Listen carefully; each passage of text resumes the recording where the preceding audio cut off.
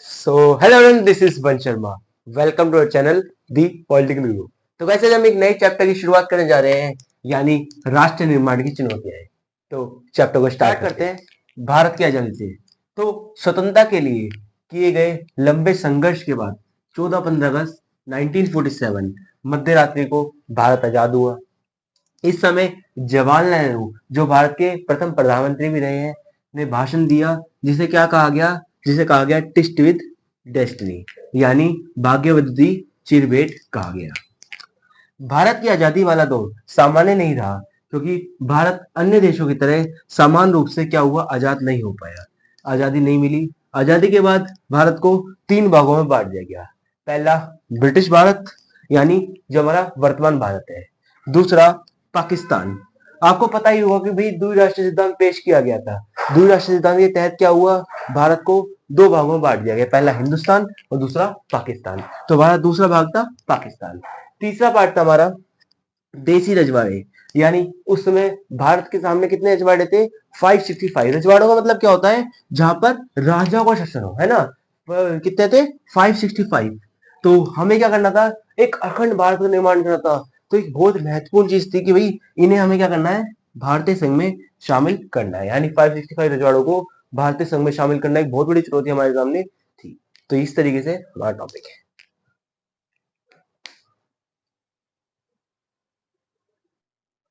Last topic में हमने बात करी कि भारत को 2 भागों में, यानी हमने बात करी पाकिस्तान के बारे में। तो पाकिस्तान किस बेसिस से बना? तो द्विराष्ट्रीय सिद्धांत की बेसिस से बना। तो ये द्विराष्ट्रीय सिद्धांत क्या था? तो इस सिद्धांत के अनुसार मुस्लिम लीग के प्रमुख नेता कौन? मोहम्मद अली जिन्ना द्वारा यह सिद्धांत पेश किया गया। इस सिद्धांत के अनुसार उन्होंने कहा कि भारत 2 अलग अलग कौमों का देश है, यानी 2 अलग अलग धर्मों का देश है। इसी वजह से आजादी के बाद 2 अलग अलग देशों का निर्माण किया जाना चाहिए। उन्होंने बोला कि भाई क्या धर्मों के आधार पे, यानी मुस्लिम के आधार पे क्या पाकिस्तान बनाना चाहिए, और हिंदू के आधार पे क्या बनाना चाहिए? भारत यानी हिंदुस्तान बनाना चाहिए। तो इस सिद्धांत के अनुसार क्या हुआ? 2 नए देशों का गठन हुआ। कौन सा? भारत जो एक हिंदू राष्ट्र था, और पाकिस्तान जो क्या था? एक मुस्लिम राष्ट्र के रूप में उभरा। तो यह था हमारा द्विराष्ट्रीय सिद्धांत। अब हमारा नेक्स्ट टॉपिक आता है विभाजन की समस्याएं। कि जब हमारा भारत और पाकिस्तान का विभाजन हो तो गया, द्विराष्ट्रीय सिद्धांत की तो विभाजन हो गया है। अब क्या है? विभाजन में क्या क्या समस्या देखने को मिली? पहली, 2 पाकिस्तान। कि जो हमारा जो विभाजन था वो किस आधार पर होने वाला था? तो हमारा विभाजन होने वाला था जनसंख्या आधार पे। तो जहां पर हमने बात करी, जहां पर मुस्लिम की जनसंख्या ज्यादा है वहां क्या बनेगा? पाकिस्तान बनेगा। और जहां पर हिंदू की जनसंख्या ज्यादा है वहां क्या बनेगा? पाकिस्तान बनेगा। तो ऐसे 2 क्षेत्र, यानी पूर्व और पश्चिमी क्षेत्र, यानी पूर्व हमारा यहाँ पर है और पश्चिम हमारा भारत में यहाँ पर है। तो बीच में हमारा क्या है? भारत है। तो क्या इन दोनों क्षेत्रों को आपस में मिलाया जा सकता है? तो ऑफ कोर्स नहीं। तो क्या हुआ? 2 पाकिस्तान का प्रस्ताव पास हुआ कि अब क्या किया जाएगा? 2 पाकिस्तान बनाए जाएंगे। आगे हम बात करते हैं राज्यों का विभाजन। क्योंकि यहाँ पर क्या था? यहाँ पर था हमारा बंगाल, और इधर की साइड पे था हमारा पंजाब, जिनमें पॉपुलेशन यानी 50% क्या थी? क्या कहते हैं? हिंदू थे, 50% मुस्लिम थे, दोनों क्षेत्र राज्यों के अंदर। तो क्या करा गया? दोनों राज्यों का विभाजन कर दिया गया, यानी हमारे पंजाब और बंगाल का क्या कर दिया गया? विभाजन कर दिया गया। अगला पॉइंट आता है हमारा जनता की असहमति। अब अगर मैं आपसे बोलूं कि आप अपने घर के अंदर रह रहे हो, आप अपने घर के अंदर रह रहे हो, अपने एरिया में रह रहे हो, आपने अपना काम कर रखा है, सब कुछ आप पढ़ रहे हो, है ना। तो आपको मैं कहूँ कि आपको कहीं और जाना है, क्योंकि आपका धर्म ये है, आपकी जाति ये है। तो भाई आप क्या सहमत होगे? तो ऑफकोर्स नहीं, क्योंकि आप पिछले कई सालों से वहां पर रह रहे हो। तो ऐसी जो पाकिस्तान के हिंदू थे और जो हमारे कहा के भारत के मुसलमान थे, उन्होंने बोला कि भाई हम तो नहीं जाएंगे। उनमें से एक, जिनके हम मेन बात करने वाले हैं, कौन? खान अब्दुल गफार खान, जिन्हें क्या गांधी जी द्वारा उपाधि दी गई? किस चीज की? सीमांत गांधी की उपाधि दी गई।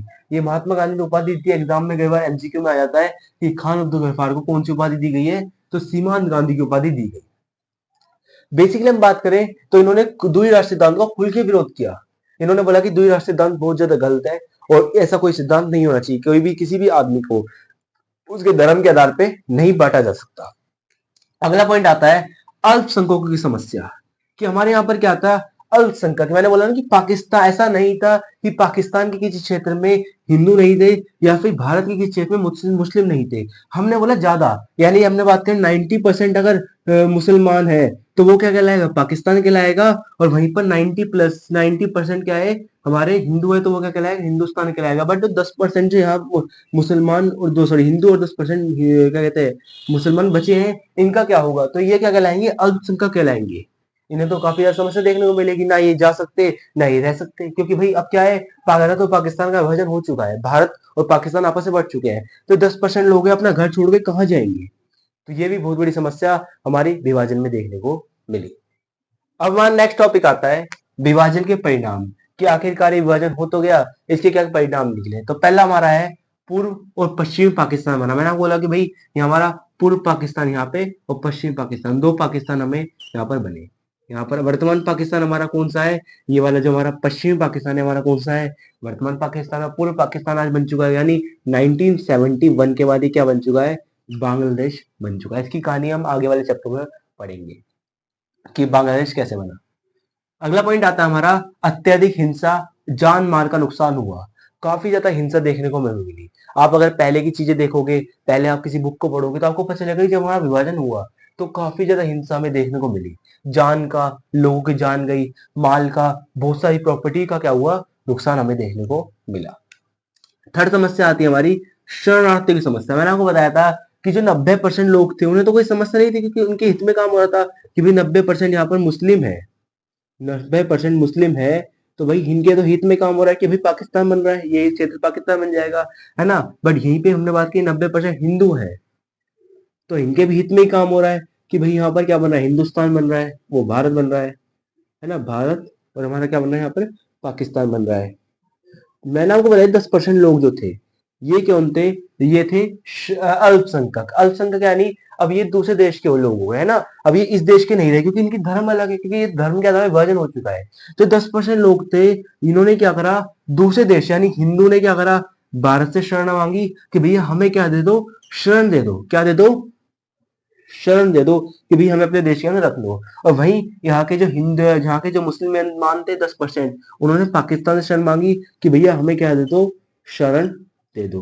तो ये काफी ऐसा समस्या दोनों देशों में देखने को मिली कि भाई पाकिस्तान के लोग हिंदुस्तान के लोगों से शरण मांग रहे हैं जो हिंदू हैं, और जो हिंदुस्तान के मुस्लिम है वो क्या पाकिस्तान से शरण मांग रहे हैं। लास्ट समस्या, लास्ट परिणाम क्या निकला, कश्मीर की समस्या। आपको पता होगा कि कश्मीर में जो पाकिस्तान पाकिस्तान कहता है कि कश्मीर की जो पॉपुलेशन है वहां मुस्लिम की पॉपुलेशन ज्यादा है, पर वहां के राजा हरि सिंह ने पाकिस्तान को आजाद रखने का फैसला किया था, पाकिस्तान या भारत में शामिल होने का फैसला नहीं किया था।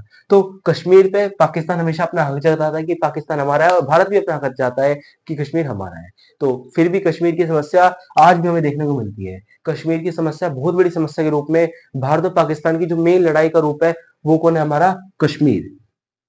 आपको देखते, आज आप देखते होंगे कश्मीर से हमारे आतंकवादी अटैक वगैरह होते हैं, है ना। तो कश्मीर एक बहुत बड़ा हमारी समस्या के रूप में उभरा।